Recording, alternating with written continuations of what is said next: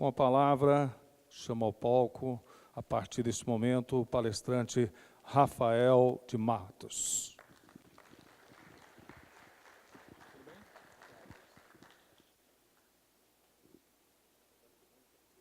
Ok, tem um laser aqui, um apontador.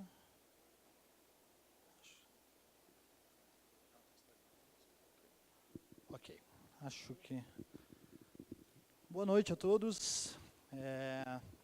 Acabo de ser informado que está sendo transmitido ao vivo. Primeiro, é um grande prazer estar aqui na Semana de Engenharia. Apesar de ter feito meu mestrado na engenharia, eu sou de um campo que muito conflituoso com as áreas de engenharia. Eu sou biólogo de formação. Depois de 10 anos atuando em processos, licenciamentos de grandes obras de engenharia, grandes obras de infraestrutura. Trabalhei durante alguns anos na ALL, antiga ALL, América Latina Logística, com construções ferroviárias, licenciamentos ambientais no norte e centro-oeste do Brasil. Resolvi mestrar em engenharia. Saí, fui para fora do Brasil, fui para a Espanha, mestrei em engenharia ambiental e num universo de engenheiros eu era o único biólogo por formação. Hoje me considero, ou pelo menos na linha de atuação, onde eu estou no Grupo Renault, coordeno, atuo com mais ou menos 90 engenheiros das engenharias florestais, engenheiros ambientais, engenheiros sanitaristas e outras, obviamente, mais voltados à fabricação de automóveis. Estou aqui hoje para falar um pouco com vocês sobre o case Renault. Muito o que eu trago na prática aqui é o que a professora anterior explanou para vocês sobre economia circular, como que a economia circular para a Renault, para o Grupo Renault Mundo, não somente para a Renault do Brasil, trouxe benefícios, trouxe lucro, trouxe rentabilidade imediata. Acho que a questão que foi feita para ela na última aqui, acho que eu vou poder exemplificar de uma forma prática aqui como que a gente conseguiu a aplicação da economia circular. A economia circular, pessoal, apesar de um tema novo, os estudantes da engenharia florestal sabem que isso, a circularidade dos bens, dos materiais, dos elementos naturais, ela acontece na natureza, redundância, ela acontece naturalmente, né? Ela acontece de uma forma muito natural nos meios. E o que hoje a industrialização, os bens de consumo fazem, é imitar a natureza. É nada mais, nada menos do que imitar a natureza, fazendo o ciclo dos materiais, o ciclo dos bens, tendo retorno e não um fim de vida, não a economia linear, como a professora falou. Só para a gente contextualizar a importância da economia circular, da gestão de resíduos na Renault, eu preciso contextualizar um pouquinho o que é a Renault do Brasil, o que significa a Renault. A Renault do Brasil faz parte de uma grande aliança, a aliança Renault-Nissan-Mitsubishi, vocês já devem ter ouvido falar, é a maior aliança fabricante de automóveis do mundo hoje em dia, ultrapassou no ano passado com a aquisição da Mitsubishi o grupo Volkswagen-Audi. Hoje é a maior fabricante mundial em volume de automóveis. Excedendo as fabricantes Nissan e Mitsubishi, a gente tem ainda outras marcas não exponenciais no Brasil, como Mahindra, a indiana, a romena Dacia, a coreana Samsung Motors. No Brasil a gente não tem, ou melhor, nas Américas nós não temos, mas na Coreia existem carros da Samsung. A russa Lada faz parte da aliança, e tantas outras marcas de menor expressão nas Américas. Fábricas Renault, por si só, são 43 fábricas Renault ao redor do mundo, das quais 6 nas Américas, que eu supervisiono e executo o que nós chamamos de controle ambiental. 3 na Argentina, uma no Chile, uma na Colômbia e uma no Brasil.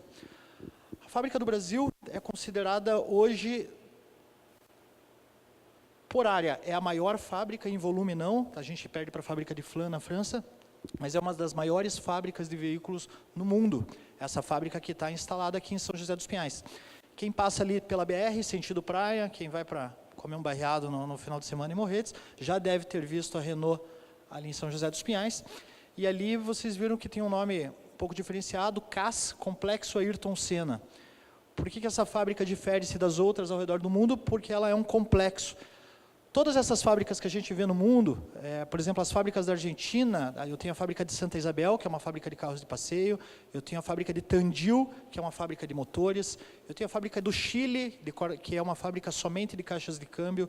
São fábricas muito específicas. E aqui em São José dos Pinhais a gente tem um complexo. Eu tenho uma gama praticamente de todas as fábricas. Eu tenho a CVU, eu já vou mostrar para vocês, mas eu tenho uma fábrica de veículos utilitários, uma fábrica de veículos de passeio, uma fábrica exclusiva de motores, e agora, este ano, a gente inaugurou a 4ª fábrica, que é uma fundição, onde eu injeto em alumínio, faço uma fundição em alumínio para fabricar blocos, cabeçotes e virabrequins, para alimentar a fábrica de motores, que alimenta a fábrica de passeios. Então, quem passa ali na frente não imagina, mas o complexo Ayrton Senna, essa apresentação a gente usa em auditorias externas, mas vocês conhecem bem, ele é formado por 4 plantas. Tá? Quem passa aqui na BR, aqui a gente está vendo Curitiba acima, quem passa sentido litoral, a gente vê apenas uma fábrica aqui, que é a CVU, Curitiba Veículos Utilitários.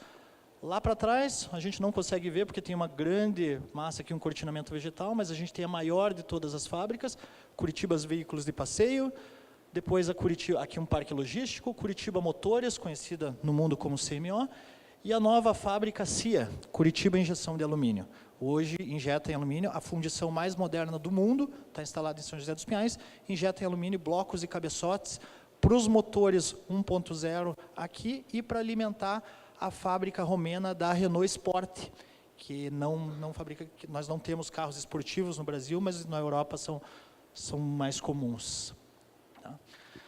Aqui para você ter ideia um pouquinho de volume do que se produz na Renault, hoje a nossa fábrica de passeio, Curitiba Veículos de Passeio, é uma fábrica que roda 24 horas, produzindo 60 carros por hora, um carro por minuto. Então eu brinco que lá na fábrica, na CVP, parece esfirra do Habib saindo lá no ponto. Lá. É um carro por minuto, 24 horas por dia. Uma cadência média, isso dá em torno de 1.300 carros hoje por dia, porque a gente tem trocas de turno, obviamente, horários de almoço, janta, ceia, mas 1.300 carros dia, a qual a gente produz os carros Renault de passeio que vocês conhecem, Sandero, Logan, Duster. CVU, Curitiba Veículos Utilitários. Tá? Hoje a CVU ela só produz aqui no Brasil a Renault Master, que é aquela van, conhecida, é a van líder no mercado brasileiro, mas a CVU já produziu aqui em São José dos Pinhais os carros que eram da Nissan. Ano passado a Nissan inaugurou a sua fábrica nova em Resende, no Rio de Janeiro, transferiu os veículos que aqui eram produzidos para Resende e transferiu as caminhonetes para a fábrica de Santa Isabel, na Argentina. Hoje a gente especializou a fábrica de Santa Isabel, na Argentina, em uma fábrica exclusiva para caminhonetes, onde a gente está fazendo a Nissan Frontier, a nova caminhonete da Renault, a Renault Alaskan, estreia no Brasil agora em 2019, e recebemos para fazer na fábrica de Santa Isabel a nova caminhonete da Mercedes-Benz, que é a classe X. Então essa fábrica foi inteira reestruturada.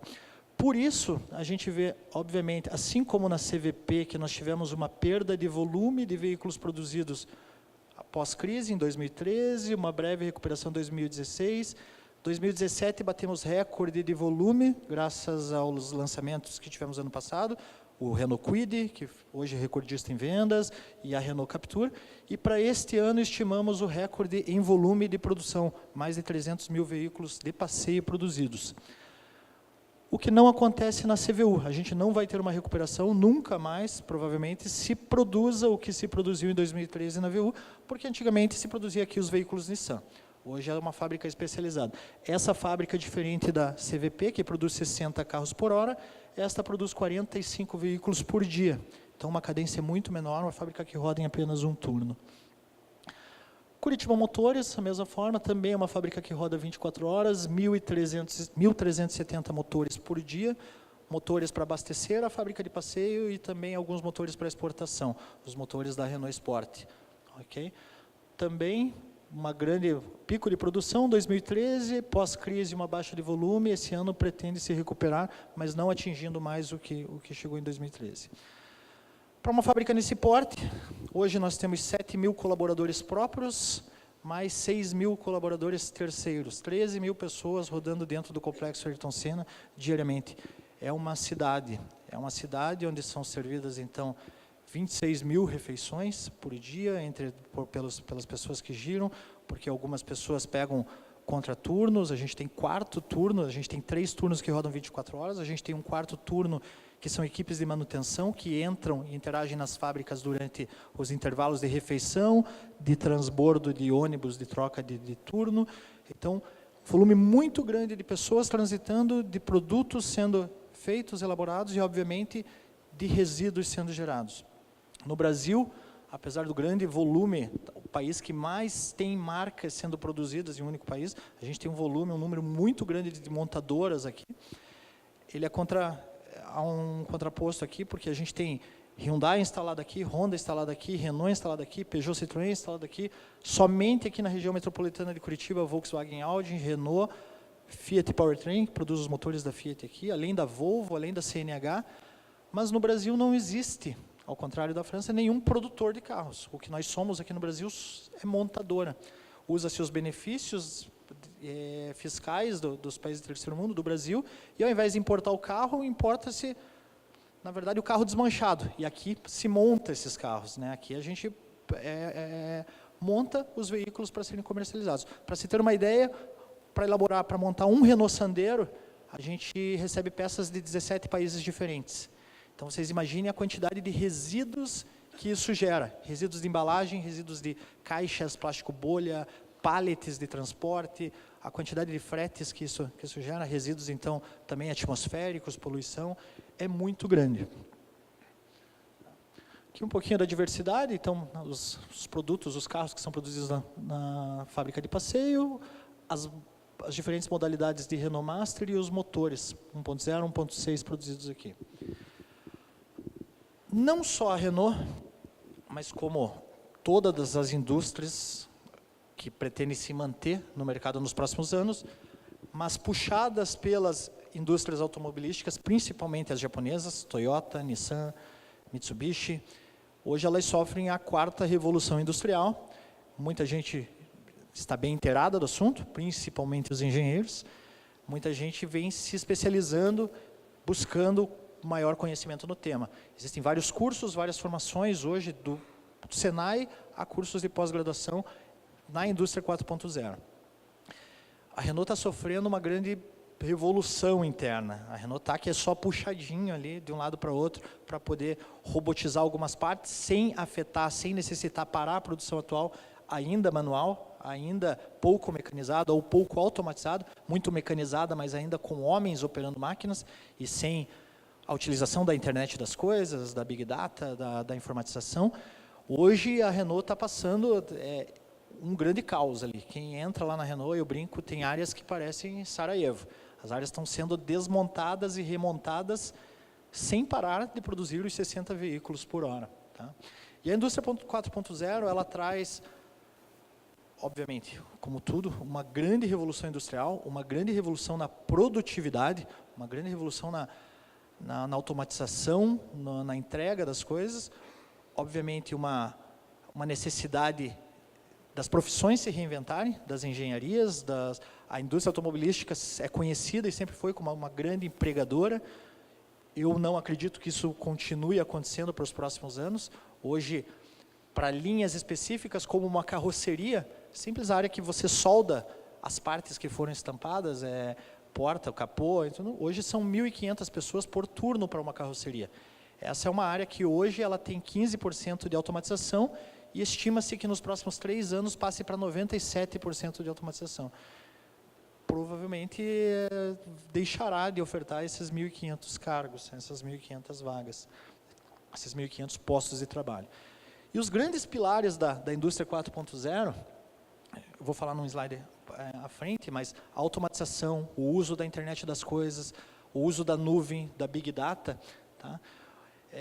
Aqui um pouquinho do histórico, né? Então, o que condiz os 4 pontos da industrialização, a mecânica, a produção das máquinas a vapor, mas hoje, principalmente, não existe nenhum robô novo, nenhuma mecanização nova, mas sim a ligação, a automação de todas essas partes com o uso da internet.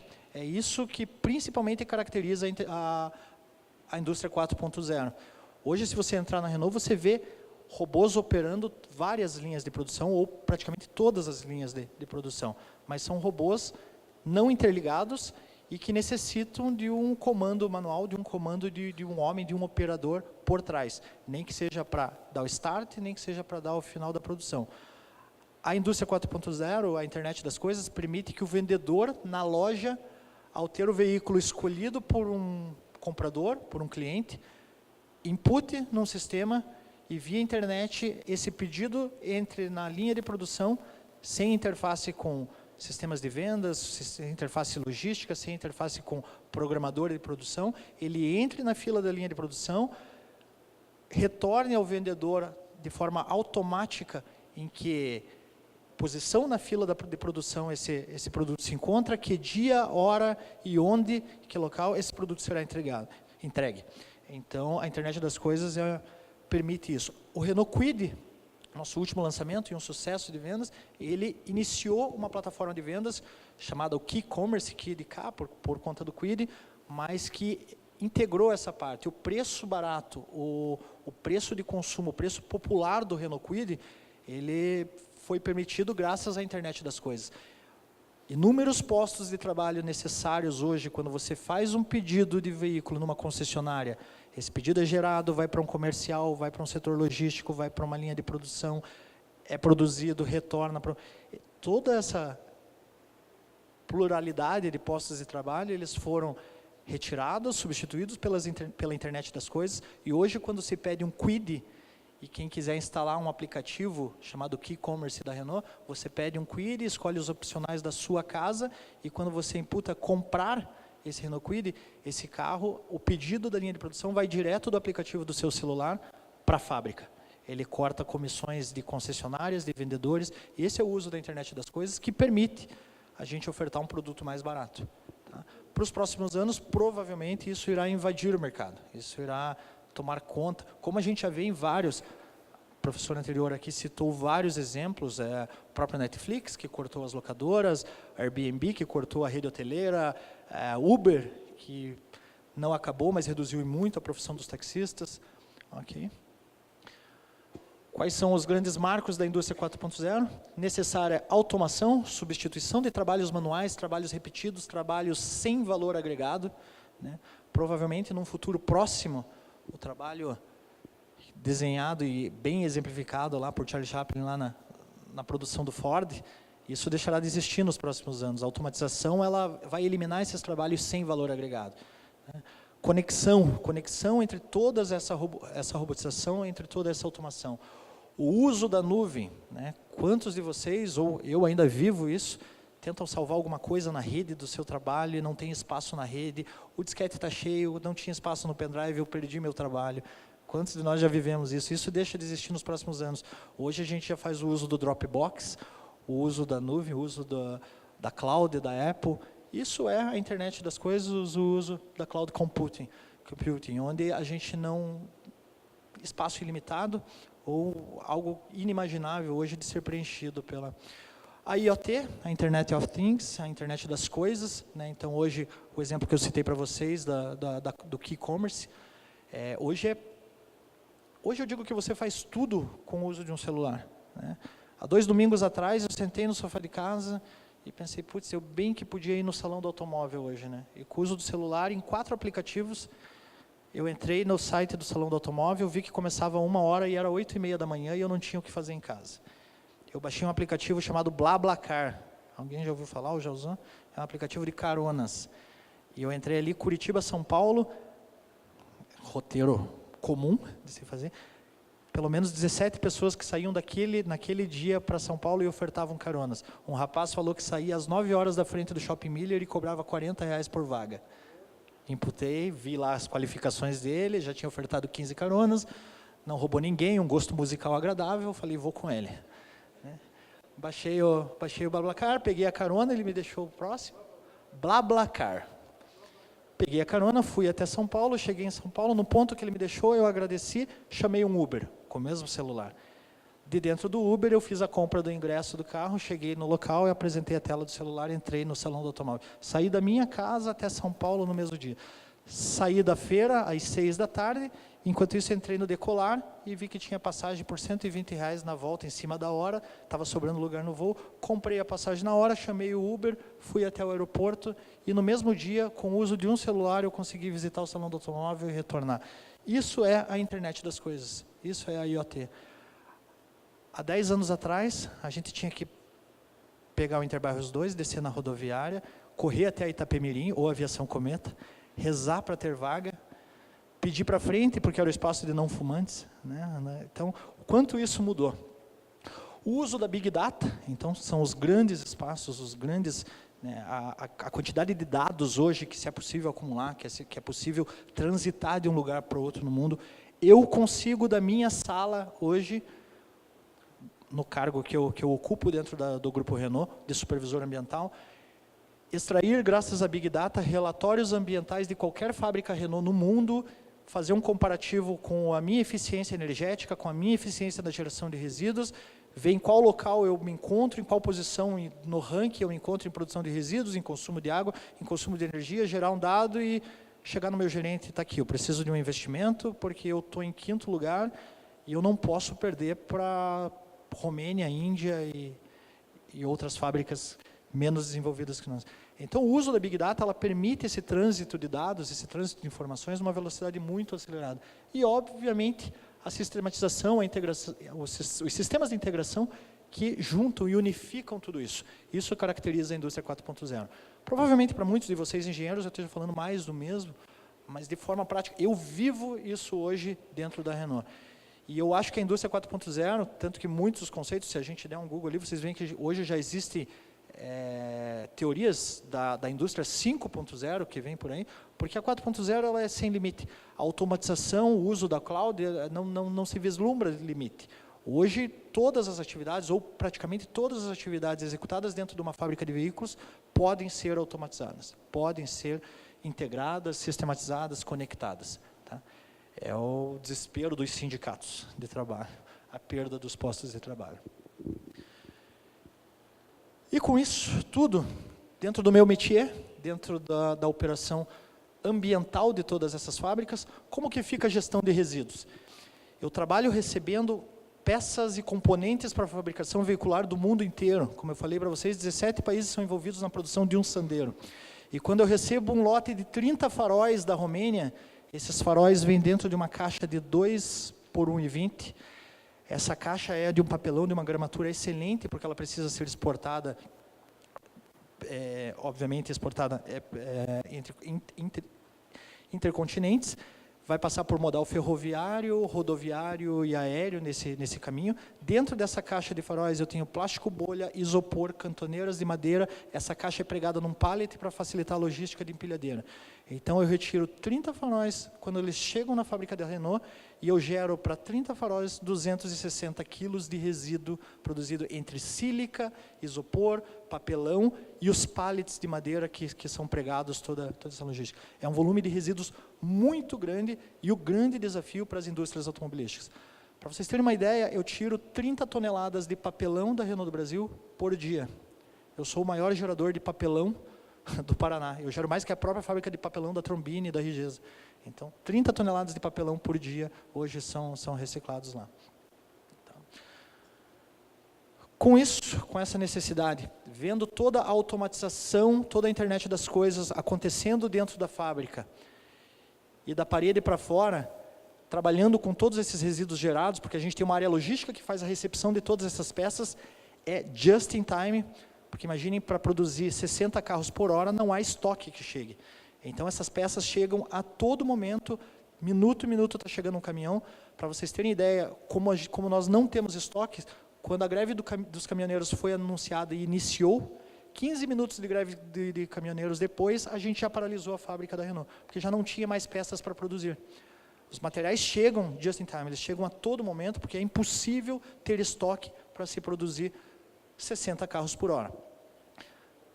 Novamente, tudo isso para vocês tentarem imaginar no conceito de vocês a quantidade, o volume de resíduos que é gerado.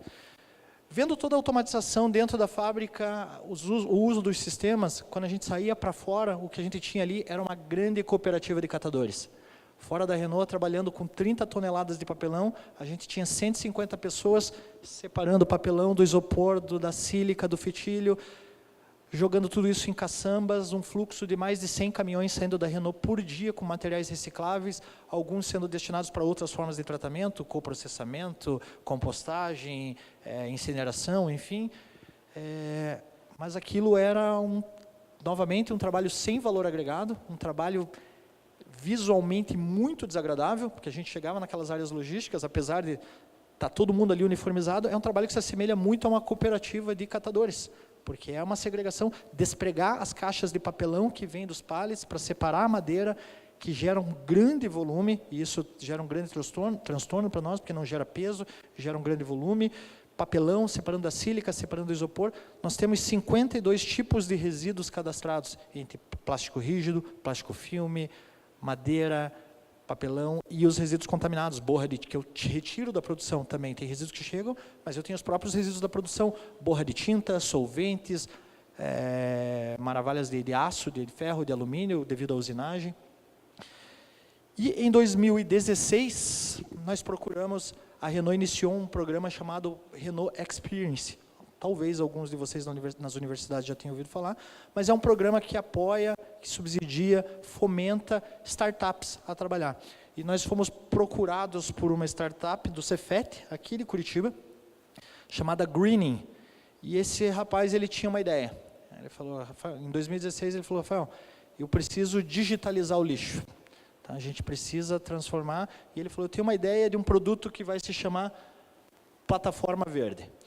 E ele falou, você tem aqui 150 pessoas trabalhando na segregação de resíduos, um trabalho sem valor agregado, que não tem a menor ligação com a produção de veículos, que é o teu produto final, fora um número de praticamente 10 engenheiros que a gente tinha lá, engenheiros ambientais, engenheiros florestais, engenheiros sanitaristas, para elaborar todos os relatórios legais necessários para esses produtos. Hoje, para fazer o atendimento legal da gestão de resíduos no estado do Paraná, principalmente, eu tenho que ter PGRS, PGRSS, PGRCC, inventário de resíduos, autorizações ambientais, atendimento às condicionantes da licença de operação. É mais difícil fazer gestão de resíduos do que abrir uma pastelaria, onde eu trabalho com alimentos, né? Então, aqui alguns dos documentos que são possíveis, PGRS, inventários de resíduos, além dos atendimentos às NBRs, classificação de todos esses resíduos, tudo isso é necessário. Relatórios, notas fiscais, tenho que elaborar MTR, manifestos de transporte de resíduo, nenhum resíduo sai e transita no Paraná sem ter um manifesto de transporte. São muitos documentos, e essa startup nos procurou e falou, Rafael, vamos integrar, otimizar tudo isso num único sistema, utilizando a automação, a internet das coisas, a Big Data. Pô, parece que eu já ouvi isso um pouquinho antes, né? Isso me soa muito como a internet das coisas. Isso me soa muito como a indústria 4.0. Por que não aplicar os conceitos da indústria 4.0 na gestão de resíduos? E a gente embarcou em 2016 com essa startup. Essa startup criou, então, o que a gente chama de plataforma verde. Tá? A Renault e a Greening criaram essa plataforma. Essa plataforma nós chamamos primeiramente de plataforma e não de software. Não é um software, ele não precisa ficar preso à rede da Renault, ele fica na cloud, ele fica na nuvem. É uma plataforma onde eu tenho acesso remoto de qualquer lugar do mundo, posso acessar, é um site responsivo, eu posso acessar nesse momento do meu celular, e é um site, uma plataforma que concentra todas as informações de gestão de resíduos do Grupo Renault. Então, hoje, está gerando papelão, ele passou pela prensa, tem um chip na minha prensa que alimenta automaticamente o SAP e alimenta essa minha plataforma de relatório. Os caminhões que passam na balança, toda a minha balança de pesagem, obviamente, todos os resíduos que saem da Renault precisam ser pesados, nós pagamos ou recebemos, quando vendemos, por peso. Toda vez que um resíduo passa na balança, ele alimenta automaticamente esse software. Com isso, ele retirou a necessidade de várias pessoas ficarem ali contabilizando, passando em balança, aquele ar de cooperativa de resíduos que nós tínhamos, e ele sistematizou, automatizou todo esse processo.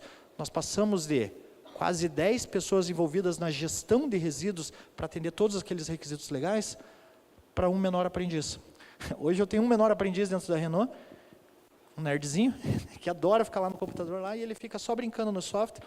Eu falo, gera para mim um relatório de quanto gerou de madeira ontem, porque eu quero comparar com o que gerou de madeira no mesmo dia do ano passado. O site é totalmente responsivo e customizável. Então, você clica ali os dias e ele automaticamente gera. Se alguém me perguntar, nesse momento, quanto saiu de papelão hoje, eu entro ali no meu celular, plataforma verde, minha senha, ele já passa quanto saiu na balança. Então, ele é um site que me dá online todas as informações de gestão de resíduos do Grupo Renault. Antes, isso era feito como? No bom e velho Excel. Então, no final do mês, ia lá, pegava todas as notas fiscais de saída de resíduos, imputava no Excel, e aí eu ia ver, nossa, mas esse mês saiu 500 toneladas de madeira e eu só tinha budget para 400. Pois é, agora já estourou. E aí eu tinha um indicador vermelho lá dentro do Grupo Renault. A plataforma verde me permitiu isso. E esse site, essa plataforma, ela começou a se tornar um sucesso porque existe uma legislação aqui no Paraná que fala que eu sou corresponsável por qualquer crime ambiental que um reciclador venha cometer com algum resíduo meu. Então, nós temos um processo de homologação de fornecedores de resíduos. Todo reciclador, seja um comprador de papelão que queira comprar de mim essas 30 toneladas de papelão, ou mesmo um reciclador de solventes que queira pegar o meu solvente de recírculo, de base, para fazer uma reciclagem, eu preciso homologar, preciso até esse fornecedor pedir todas as licenças, ver se ele é ambientalmente adequado, ver a saúde financeira dessa empresa, ver o que ele faz com os resíduos dele, porque não adianta eu dizer que mando tudo para reciclagem e esse reciclador reciclar metade e a outra metade jogar no Rio Barigui. Eu sou responsável por isso. Então, nós fazemos a homologação, e isso também nos tomava muito tempo, porque eu tinha que fazer o acompanhamento de todas as minhas licenças ambientais, autorizações ambientais, e também dos meus 50 fornecedores. Hoje, com o uso da plataforma verde, eu vou homologar nesse meu fornecedor, fotografo todas as licenças dele, essas fotos alimentam automaticamente a minha Big Data, e toda vez que uma licença de operação, uma autorização ambiental, um alvará de funcionamento, uma outorga de captação de água de qualquer um desses meus fornecedores está para vencer, a plataforma emite 30 dias antes um e-mail automático para ele e outro para mim. Então, cortou toda aquela gestão necessária do Excel. E esses fornecedores começaram a receber e-mails automáticos e da plataforma verde, dizendo que a licença de operação de serviço para a Renault ia vencer, e eles nos ligavam e falavam, pô, mas que plataforma é esse? E o produto começou a ser vendido numa progressão, numa escala geométrica muito grande, e hoje, não está aqui, a plataforma verde ela já está em mais de 2.500 empresas, e no ano passado a plataforma verde foi vendida, no início de 2017, no ano passado, a plataforma verde foi vendida para a cidade de São Paulo. O João Dória conseguiu nos recebeu o Chico da Green, mas recebeu uma carta nossa lá como first user, como desenvolvedor, e hoje a plataforma verde faz a gestão de resíduos da cidade de São Paulo. Apesar de ser ainda muito carente a gestão de resíduos da cidade de São Paulo, tecnologicamente ela é a mais desenvolvida, graças à CETESB, do Brasil. Dentro da tua cidade, para evitar as grandes enchentes, se você precisa tirar o lixo na rua, você entra no site da plataforma verde, com, obviamente, ali o GPS do teu celular ligado, ele já aparece aonde está você no mapa, já aparece onde estão todos os caminhões de lixo, você clica ali, ele já vai dizer que horas o caminhão vai passar na frente da tua casa, para você não levar o lixo até a frente e ficar muito tempo lá. Ele já localiza qual é o teu bairro, ele já fala qual é o percentual de reciclagem do teu bairro, quantos quilos de resíduos estão sendo coletados diariamente, dessa tonelada de resíduos, qual é o montante reciclado, qual é o montante que vai para aterro. E essa plataforma ela tomou uma progressão muito grande, muito grande. Com o nível de exigência do Grupo Renault, o Grupo Renault tem um nível de exigência interno, graças ao Tecnocentro na França, que é muito grande. Ele supera a legislação nacional aqui, 3 vezes mais o nível de exigência. E essas exigências nós imputamos todas elas, pedimos para imputar na plataforma verde. O nível de exigência é tão grande que ele permite hoje controle total dos requisitos, sejam legais, da legislação brasileira, dos requisitos internos da legislação Renault, dos nossos KPIs, dos nossos indicadores, da nossa movimentação, tudo. O que a plataforma verde ela falou? Gente, se a gente consegue atender a Renault do Brasil, com a exigência francesa para a gestão de resíduos, europeia, a gente consegue atender qualquer fábrica no Brasil. Então, ela parou até de nos cobrar, de nos desenvolver, ela falou, não, para vocês eu faço de graça.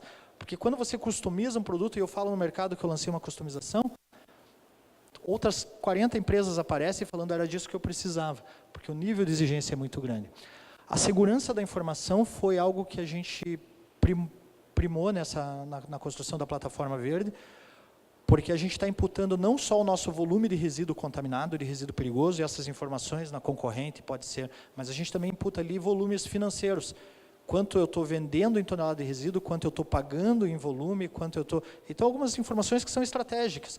Hoje eu desenvolvo fornecedores para receber cada vez mais, outros para pagar cada vez menos por tratamento, e isso é competitividade. Isso é o que me difere de outros fabricantes nacionais que não têm mesmas tecnologias e permite a gente sobreviver no mercado. Então, a segurança da informação, a plataforma Verde hoje ela tem blockchains, inúmeros firewalls que protegem todos os dados imputados. Então, apesar de ser uma plataforma, um site, onde você faz toda a gestão industrial, ele tem um nível de segurança hoje exigido internacionalmente. Tá? Conectividade e integração. Em 2017, a gente aplicou a plataforma Verde na Renault do Brasil. Quando nós fomos auditados, a gente tem as auditorias da ISO 14001. Quem já foi auditado pela ISO sabe que a gente sofre auditorias internas e externas. A auditoria do grupo externo da KPMG que nos auditou, achou a plataforma Verde e falou, nossa, para um nível industrial do porte de vocês, nós reservamos 3 dias para auditar toda a documentação. Nós conseguimos fazer a auditoria em um período, em uma manhã. Porque hoje pede qualquer documento, a gente entra na plataforma Verde e eu mostro no celular. Então eu não preciso recorrer a arquivo, a DocPar, a Excel, a estagiário e cadê a informação. Então a velocidade da informação ficou muito mais rápida. Quando nós sofremos a auditoria interna, e graças ao relatório escrito pela KPMG, a América já se interessou. Então nós já aplicamos a plataforma Verde nas outras fábricas do Latam, do grupo na América do Sul. E hoje, então, me permite criar um ranking diário com qualquer fábrica da América Latina. Se eu quiser comparar como é que está a minha geração de borra de tinta hoje, da fábrica de Curitiba com a fábrica de Santa Isabel, na Argentina, eu comparo agora online. Borra de tinta é a eficiência do processo de pintura. Eficiência do processo de pintura é preservação de recurso natural da minha área ambiental, mas principalmente a preservação de recursos de matéria-prima. Quanto mais borra de tinta eu estou jogando, resíduo em geral, quando a gente está falando aqui resíduo, apesar de eu ser biólogo, de ter uma veia ambientalista, resíduo nada mais é do que dinheiro. Resíduo é ineficiência de processo. Geração de resíduo é ineficiência de processo. E eu adoro ver a cara dos engenheiros lá da produção quando eu falo, você está sendo 3 vezes mais ineficiente do que a fábrica da Argentina. Ah, daí nego pula. Então, porque quando a gente mostra geração de borra de tinta, de emissões atmosféricas, comparando online com outras fábricas, produzindo o mesmo volume, mesma cadência, e por que eles conseguem fazer melhor do que eu? Então, essa é o grande ganho da plataforma Verde, geração de dados da informação online. E a transformação do resíduo, do que a gente fala ali da importância, tem uma importância ambiental muito grande, mas que eu não preciso vender isso para vocês aqui. Agora, a importância monetária, a importância financeira da diminuição da geração de resíduos, isso é competitividade. Isso é ganho para a produção, isso é ganho para a Renault. É isso que a França, lá, a Tecnocentro, interessa, é isso que o grupo quer ver. Tá? Obviamente, o que eu venho falando aqui, a gente ganhou performance, a gente ganhou velocidade, celeridade nos processos, ganhou credibilidade na informação. Tá? Integramos, disseminamos em rede, hoje eu tenho a informação da América já integrada e o meu anseio é que eu consiga convencer agora grupos europeus também a aplicar, ou as plantas europeias também a aplicar a plataforma Verde. A plataforma Verde, ela foi um marco aqui para a gestão de resíduos e para a gestão ambiental, para a engenharia ambiental no Brasil. Ela recebeu alguns prêmios, esse ano ela ganhou o prêmio do World Economic Forum, como, qual é o nome que eles deram? Technology Pioneer, tá? E alguns outros prêmios também. Para vocês terem ideia, o World Economic Forum premiou 61 startups ao redor do mundo, das quais somente 2 nas Américas. A plataforma Verde foi uma, e outra também uma plataforma ligada à agrobusiness, também ligada à engenharia ambiental, à engenharia agrária, tá? Mas é uma plataforma que controla períodos melhores de plantio, de safra, com transbordo, uma plataforma excelente também, mas não cabível ao meu métier. Quando nós automatizamos e transformamos a gestão de resíduos da Renault do Brasil numa gestão 4.0, nos permitiu entrar de uma forma mais prática e eficiente na economia circular.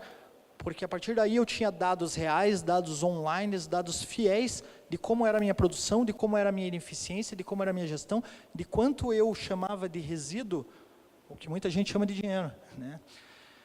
A plataforma verde, ela gera online imediatamente ali vários indicadores para mim. Hoje eu abro, essa aqui é o print da página inicial da plataforma verde, então ela já me diz quantos resíduos eu tenho cadastrados, quantas transportadoras para levar isso, quantos destinos, quantos tratadores homologados. Online, a hora que eu imputo ali, ela me dá qual é a minha balança financeira no ato. Isso aqui, essa apresentação eu fiz em agosto, então, em agosto. Então, até agosto ali, ela me dava ali a parte financeira de receitas. Naquele mês eu tinha vendido 304 mil reais em resíduos, tinha gasto 60 mil reais em resíduos. Tenho resíduos que eu preciso pagar para tratar, para incinerar, para coprocessar. Qual era a minha balança comercial daquele mês, qual era o meu acumulado, e eu já tinha um acumulado de 4 milhões e 400 mil reais com venda ou com trabalhos de resíduos. O que eu quero dizer? É isso que o meu diretor provavelmente quer ver. Ele não quer saber quantas árvores eu salvei.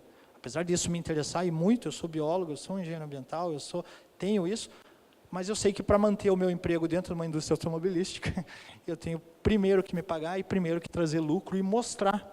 Melhor do que ser é parecer, né? Então eu preciso mostrar isso para a indústria automobilística. A plataforma verde, ela também gera algumas informações em gráficos, então aqui, mesma coisa, receita, despesa, qual foi a balança, já gera um percentual ali, que aí sim, para eu mostrar nas auditorias ambientais, dos 100% de resíduos que eu gero, quanto está indo para reciclagem, quanto está indo para coprocessamento, biomassa, é um indicador que me mostra e comprova que eu sou uma fábrica aterro zero, isso é muito importante. Eu também tenho indicadores ambientais, obviamente, para cumprir, eu não mando nada hoje para aterro. Tá? E quando ela começou a me gerar esse tipo de dado, a gente começou a ver, puxa, mas quanta coisa eu gero aqui, porque vai para biomassa, para coprocessamento, quanto material. E ela começou a me gerar diariamente ali online, quais eram os meus resíduos de maior geração, da onde vinham e qual era a qualidade desse material. E aí a gente começou a ver o quê? Que eu recebo, novamente, aqueles inúmeros lotes de farol de veículo, de painéis, de bancos, de forrações que me geram um volume monstruoso de embalagens, pallets que embarcaram no interior de São Paulo, carregados, ou pior, aqui em Irati, na fábrica da Yazaki, e embarcam ali de meia em meia hora um lote, um caminhão de chicotes veiculares, que são feitos aqui em Irati, chegam aqui na Renault, eu desembarco esses chicotes, e eu acabei de gerar ali pallets, embalagens de papelão, embalagens plásticas que envolvem, e um volume monstruoso de resíduo. Produzo os carros, obviamente eu compro da Yazaki um volume de chicotes veiculares maior do que a minha necessidade de produção. Por quê? Porque ali na fábrica eu também, quando eu mando carros para as concessionárias, para as 350 concessionárias no Brasil, eu também mando peças de reposição. Quando vocês mandam seus carros para a concessionária, vocês precisam trocar peças. Eu tinha um volume de peças chegando por uma porta, gerando resíduos, passavam por dentro da fábrica, e do outro lado da fábrica eu tinha carros sendo embarcados em caminhões cegonha, 60 carros por hora saindo para concessionárias ou para portos, para exportação para o Brasil inteiro, América toda, e eu tinha um volume de embalagens sendo compradas pelo departamento de compras para mandar chicote, porta, painel para as concessionárias, para armazéns, para as fábricas na América Latina. E quando a gente viu isso e conseguiu identificar isso, a gente falou, a conta não fecha. Por que eu estou comprando embalagens por um lado e o outro lado estou jogando? O que nós fizemos? Com o uso da plataforma verde, nós listamos quais eram os top 30 desses resíduos em geração, qual era a qualidade desse resíduo. Pallet. O pallet que eu recebo da Romênia, por ele fazer, ou de qualquer país, europeu, asiático, eles precisam, para fazer essa transposição, eles precisam de um tratamento fitossanitário. Antigamente ele era tratado quimicamente, hoje a Anvisa solicita que seja um tratamento térmico. Então essa madeira é de altíssima qualidade e tratada. Então elas vêm para cá, eu tiro o meu material e descarto isso. Então não fazia lógica. E por outra porta, eu fazia uma compra de pallets aqui no Paraná, numa qualidade inferior a essa que eu estava jogando fora, porque eu não tenho necessidade de exportação, eu iria mandar peças para o Mato Grosso, peças para São Paulo, peças para o Rio de Janeiro. Nós catalogamos todos os resíduos gerados, qual era o tamanho deles, pallet pequeno, possui 3 a 4 tipos, qual era a geração diária de cada material, e começamos também a catalogar quais eram as embalagens que a gente recebia peças. Depois de um mês com esse catálogo, com essa informação real e bem fiel, nós batemos na porta do departamento de compras e falamos, quem é o comprador de embalagens da Renault? E aí, aqui na Renault do Brasil, ficam os compradores América, que compram embalagens para a América toda. Então, compram embalagens para a Argentina, porque comprando em volume, obviamente, se consegue melhores preços. Então, e a gente falou isso aqui, quanto vocês pagam por uma embalagem 8L, quanto vocês pagam? Para você ter uma ideia, a minha embalagem de maior geração e uso é uma embalagem 4C. Essa embalagem no mercado ela é composta por um pallet, a caixa que é pregada, grampeada em cima, ela tem uma tampa, internamente ela tem uma cantoneira num papelão de melhor qualidade, para que ela não dobre, amasse e danifique as peças, e ela tem internamente separadores de polionda. Uma embalagem dessa comprada no mercado custa R$ 245 completa. E o meu comprador falou, eu tenho um budget de 5 milhões ano para compra desta embalagem. Eu falei, quantas você compra? Ele, mais ou menos tantas mil unidades. Eu falei, eu gero aqui dentro do CAS 3 vezes mais do que isso. Então, nós começamos a catalogar essas embalagens e transformamos as docas, as áreas de resíduos, não mais numa área de processamento, tiramos aquele aspecto de cooperativa de resíduos que eu comentei com você, nada contra uma cooperativa de resíduos, mas o meu métier é produzir carros. Eu tenho que transformar isso numa indústria. Vimos quais eram os pesos, quantidades desses volumes, dessas embalagens geradas, quantidades de palhas, quantidade em peso, em percentual, e principalmente o que isso significava. Aqui está uma informação em volume, mas aqui para se ter uma ideia, aqui eram as docas de resíduos antes, como elas chegavam, então esse material ele era separado, o papelão era jogado imediatamente numa prensa, que iria enfardar esse papelão, para eu conseguir tirar 30 toneladas de papelão por dia, e ser vendido, ele era vendido diretamente para a Trombini. Nós fizemos um pequeno investimento, eu digo pequeno, porque de R$200 mil, mas em todas as docas de resíduos nós instalamos porta-pallets, e ao invés de eu ter hoje segregadores de resíduos, o que a gente tem são pessoas que separam, segregadores de resíduos, eles separam e otimizam embalagens. A partir daí a gente gerou um catálogo e entregou para o departamento de compras por código. Se qualquer comprador aqui no Brasil liga para o departamento de compras e fala, eu quero 50 embalagens 4P, ao invés de ele abrir uma requisição de compras, pedir uma solicitação que vai passar por uma série de aprovações, diretores, gerente, supervisor, o comprador fala, ok, já chega para você. E o cara até acha estranho. Ele manda esse pedido para a área do meio ambiente, a área de meio ambiente separa essas embalagens, nós temos hoje empilhadeira, caminhão, entregador, e em 40 minutos, se for aqui dentro do caso, essas embalagens são entregues na doca, na área que foi a solicitante. O que se gastaria, vamos lá, R$10 mil numa compra de embalagens, numa compra de materiais, hoje ele gasta R$200, R$300, porque ao final do mês eu pego todas as áreas que utilizaram o meu projeto, todo mundo que pediu embalagem, pego as quantidades de tudo que eu utilizei, tem um cálculo lá, uma fórmula de rateio, e eu rateio mensalmente o custo do meu caminhão de entrega e do meu motorista, da minha empilhadeira alocada e do meu empilhadeirista que faz essa... É o único custo mensal que eu tenho. É um custo fixo de R$40 mil. Quanto mais gente dentro da Renault solicita embalagem, menor fica o custo para cada um, porque o custo é sempre rateado. Então, a gente criou um projeto de economia circular, onde eu insiro embalagens, onde eu tenho um custo evitado, um cost avoid na compra de embalagens novas, um projeto de economia circular dentro da Renault do Brasil. Esse projeto também foi um projeto bem premiado, ganhou o prêmio ODS, dos Objetivos de Desenvolvimento Sustentável, do SESI. Tá? O que era antes um volume de madeira absurdo, que nós destinávamos para um reciclador que picava, hoje nós separamos as madeiras de boa qualidade em pranchas e fazemos a entrega de pallets no local, nas áreas solicitantes. Já começamos a vender pallets externamente. Hoje a gente já entrega pallets para Electrolux e para Cargraphics, não, para Chat Decor, que fica em frente à Renault também. E apenas os pallets que são quebrados, que a gente também estava destinando, hoje a gente tem um outro projeto, também de economia circular, que o Luciano, através da Trend Engenharia, está aplicando dentro da Renault.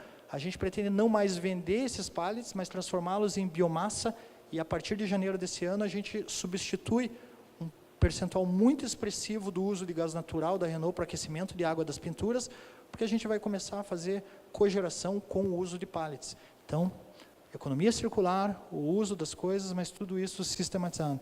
Quando a França, é muito difícil para um europeu olhar para o Brasil e falar, pera lá, mas vocês usam gás natural. e agora vocês querem queimar madeira? Eu acho que é muito da ignorância, no sentido literal da palavra, assim, por desconhecer, por ignorar. Primeiro que essa madeira ela já está gerada, ela já chegou dentro da Renault e ela já é uma madeira residual. Segundo que a biomassa, ela tem valores ambientais que eu posso listar aqui, e aliás eu fiz uma lista, um parecer para a França, para que aprovasse esse projeto. Ela é ambientalmente muito melhor, é uma energia renovável, socialmente, porque para se construir, para se escavar, para se transportar gás natural, se traz grandes impactos sociais, diferente da produção de madeira. A produção de madeira, o plantio de árvores, porque antes de ser um pallet, isso aqui foi uma árvore, ele fixa o homem no campo, ele gera renda, o agronegócio no Brasil é uma fonte de geração, é uma fonte de trabalho para os engenheiros florestais, né? Então, e a gente fez um parecer que foi aprovado pela França. O Brasil aqui, quando nós apresentamos esse projeto, ele não aprovou o projeto de cogeração aqui. Nós bypassamos aqui a diretoria no Brasil, mandamos esse projeto para a França e eles enxergaram o potencial e financiaram esse equipamento, essa engenharia, essa obra de engenharia aqui no Brasil. Com esse financiamento agora, e principalmente com os ganhos anunciados com a economia de gás natural, outras fábricas do grupo já abriram os olhos e falaram, poxa, mas eu quero conhecer o teu processo, quero fazer o mesmo aqui. Tá? Em resumo, tudo que antes era lixo, pessoal, hoje eu tenho uma pessoa lá, que é dentro do departamento de compras, fica recebendo os pedidos e fica simplesmente ligando para a área de resíduos e separa 100 pallets e entrega na doca da logística da fábrica de motores. Separa 4 caixas tamanho 4H e entrega na... Essa pessoa que antes precisava ser também uma pessoa extremamente, né, para fazer gestão de resíduos, ou um comprador sênior, principalmente devido ao volume de financeiro que gira no mercado de compra de embalagens, devido aos níveis de compliance que ele precisava ter. Hoje, esse programador aqui, ele é também um menor aprendiz, porque ele só precisa receber ligação e passar ligação. Tá? E é um projeto que tirou custo, tirou despesa e trouxe muita rentabilidade para o Grupo Renault. Além dos ganhos financeiros, a gente tem melhoria do 5S, um marketing verde agregado aí, eu estou aqui falando disso, isso é marketing verde, redução no tempo e no custo na compra de embalagens. Tá? Para se ter, esse aqui é o extrato, a gente manda para todos os usuários e diretores, isso aqui é o print da informação que a gente tem fechado do mês de outubro, eu ainda não tenho do mês de novembro, obviamente. Embalagens que nós retornamos no mês de outubro de 18, R$445 mil em embalagens retornadas, o acumulado no ano, janeiro a outubro, 3.900.000 em embalagens retornadas, resíduo evitado, 174 toneladas de resíduo em outubro, 1.600 toneladas de resíduos evitados, que a gente introduziu na cadeia através da economia circular. Tá? Acho que esse slide, ou essa informação, acho que responde às perguntas que foram feitas para a professora anterior. A economia circular, às vezes, ela é simples, às vezes não, ela é muito simples.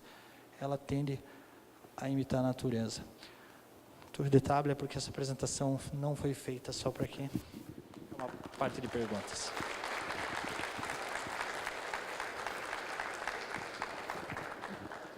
Nós passamos, portanto, ao breve espaço para perguntas. Por favor, quem tiver perguntas, que o faça por escrito. Eu já tenho em mãos, são 2 perguntas pequenas aqui, de um participante. E o carro elétrico vão lançar quando no Brasil? Qual a durabilidade das baterias? Perfeito, pergunta que não quer calar. O carro elétrico foi lançado nesse último salão de automóveis.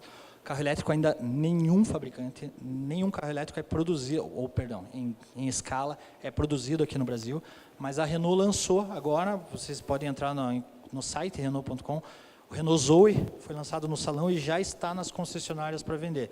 É um carro 1.6, porte de um Sandero, tecnologia de ponta, tá? Tecnologia de um Renault Koleos, um carro que nem é vendido no Brasil. Essa bateria, ela tem hoje uma autonomia de 400 quilômetros, perdão. Ela é autoalimentável, então isso depende muito também do uso que você faz. Num uso, ele é quase que o contrário de um veículo a combustão. Um uso em BR, um uso em rodovias, a bateria tende a ter uma vida menor. o uso em cidades, ela tende, por incrível que pareça, a ter uma sobrevida ali estendida, porque ela se alimenta toda vez, você alimenta o freio, toda vez que você aciona o freio. A vida útil, a gente tem isso muito empírico, através disso, a vida útil, o ciclo de vida dessa bateria, muito empírico, porque, obviamente, os veículos elétricos são recentes, são recém-produzidos. Então, a gente tem a história dos veículos elétricos aí, data há 5, 6 anos em produção em escala. Os primeiros veículos produzidos há 5, 6 anos ainda estão rodando, com a mesma vida útil de bateria. Tá? Não sei informar isso ainda, a gente tem que... Os testes que a gente tem de vida em 15 anos, mais ou menos, de uma bateria, são testes feitos em câmaras que fazem ali a simulação de temperatura baixa, de temperatura alta, são simulações. A gente não tem nenhum veículo elétrico comprovado para se ter a data. Bem, eu já tenho inscrições aqui, encerrado pela questão do tempo, então vamos lá. Primeira pergunta é, a Renault trabalha para fazer containers que não gerem resíduos? Containers que não gerem resíduos. Pessoal, desculpa, eu não entendi essa pergunta. Nós não fazemos containers. Eu não entendi. Talvez, se a pessoa quiser levantar a mão e esclarecer para mim. Seria o container que você transporta lá pelo mundo afora. Perfeito. Sim, em vez de ter a caixa dentro, ter algum outro alternativo. Perfeito, entendi. Na verdade, o que a gente está falando ali são de embalagens retornáveis, né, que não geram resíduos. A gente já tem um percentual, sim, de fornecedores que trabalham com embalagens retornáveis. Chegam alguns, mas é um percentual baixíssimo hoje considerado. Chegam alguns pallets plásticos que o fornecedor exige que as peças sejam retiradas e esse material seja devolvido. O nosso grande problema hoje é que a gente trabalha no que a gente chama de modal CKD. Essas peças, elas atravessam oceanos, e fazer essa logística reversa para devolver uma embalagem, por mais que ela seja retornável, mas vazia, pura e simplesmente pela devolução da embalagem, a conta não fecha. E infelizmente, quando a conta não fecha, o meu apelo ambiental não vale sozinho. Financeiramente ele tem que fechar. Vamos lá. São 3 perguntas aqui. Vamos lá. Com a consolidação da indústria 4.0, a automatização dos processos, sistemas e produtos, como o capitalismo se manterá, visto que muitas pessoas perderão seus empregos? Na verdade, os empregos têm que se reinventar, gente. Eu não tenho dúvida que muitas das profissões, dos ofícios que existem hoje, serão extintos nos próximos 5 a 10 anos. Eu tenho plena convicção disso. Mas eu tenho certeza, e aliás tem estudos que comprovam isso, da McKinsey, eu já li vários artigos que eu adoro ler sobre isso, que 60% das profissões que dominarão o mercado daqui a 10 anos, elas ainda não existem. Então elas serão reinventadas. Na verdade, alguém vai precisar criar toda essa automação, alimentar toda essa Big Data, alimentar todos esses dados. Então, o que vai acabar, sim, pessoal, é a profissão em que o cara fica 8 horas por dia apertando um parafuso de porca. Isso não vai existir mais. Mas, com certeza, vai existir outros ofícios, outros para interpretação dos dados, para geração, para alimentação, ou para a própria criação de todos esses softwares. Tá, tem uma continuação, na realidade, que eu não fiz, então, veja, por favor, se há alguma necessidade de mais alguma informação. Quais as novas necessidades desse novo modelo industrial? Acho que já foi respondido, né? E quais profissões permanecerão? Eu espero que a de meio ambiente. Eu espero que a de mestre de cerimônias também. Eu acho que todas as profissões permanecerão. Eu acho que a forma com que elas são executadas é que mudarão muito. Tá? Eu sei que eu estourei no tempo, mas eu vou permanecer aqui. Depois, se alguém não fez a pergunta e eu quiser fazer depois em particular, quiser conversar comigo, ou eu tenho cartões, ou anota ali, eu deixei até o WhatsApp à vontade, disponível. Tá? Vocês podem fazer as perguntas. Tem mais uma rapidinho aqui. À vontade. Né? Para fechar agora mesmo. Eu tinha dito que não era, mas vamos a mais uma aqui. Setor de pintura de automóvel ainda é o mesmo de 10 anos atrás? Não é o mesmo de 10 anos atrás, mas eu tenho certeza que não será o mesmo de daqui 2, 3 anos. Eu já vi muitas... A indústria nacional aqui ainda é muito atrasada comparada à indústria hoje asiática, principalmente. Há 10 anos atrás, essa pintura, desde os produtos utilizados eram outros, hoje está abaixo da minha vertente. Hoje a área ambiental dentro da automotiva, ela faz homologação e certificação dos produtos de pintura. O que eu quero dizer com isso? Hoje toda a pintura, e é um volume muito expressivo, utilizada é uma pintura que não agride, né, que não nociva aí ao meio ambiente. Então isso já mudou muito, os produtos utilizados. Os processos também. Hoje você passa por uma linha de pintura como a da Renault do Brasil, hoje o processo de pintura ele já é totalmente automatizado. Já é por banhos, já é por cabines robotizadas de spray e de aplicação. O que ainda tem um volume muito grande de uso manual é para o controle de qualidade. A gente ainda precisa fazer... Por quê? Porque, então, provavelmente, se eu tenho necessidade de um controle de qualidade tão rígido e manual, é porque ainda não há eficiência num nível de qualidade percebida, exigido pelos consumidores nessa robotização. Então, ele tende a mudar para que eu tenha uma qualidade num nível que eu não necessite mais da...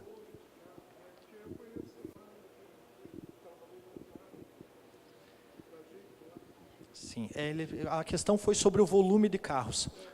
Hoje, a pergunta é interessantíssima porque o volume de carros, a gente tem 4 processos principais numa produção de carro: estamparia, onde se estampa as chapas e ganha forma de capô, de porta; carroceria, onde se solda tudo isso e ganha um formato de um veículo; pintura, onde ganha; e depois montagem, onde leva todos os acessórios. A grosso modo é isso.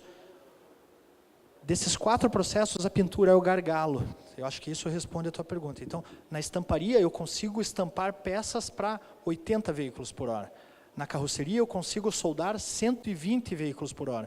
E quando chega na pintura, o meu limite são os 60 carros por hora. A montagem daria conta mais do que isso. Então, a pintura hoje, ela ainda é, apesar de um volume expressivo de 60 carros por hora, robotizado, mas como eu preciso ainda de um controle de 100% do meu processo, passar por um controle manual de qualidade, a aplicação é por tinta, mas 100% eu passo por uma inspeção manual, uma inspeção visual.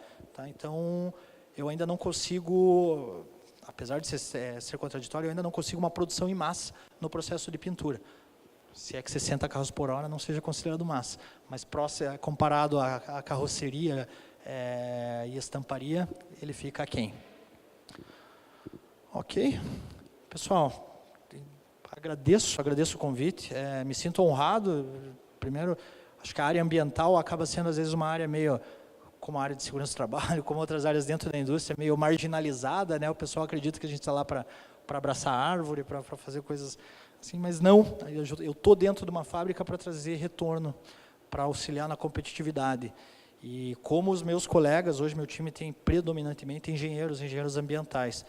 E agradeço o convite, Luciano, tá? Foi uma honra estar aqui e eu estou à disposição para perguntas.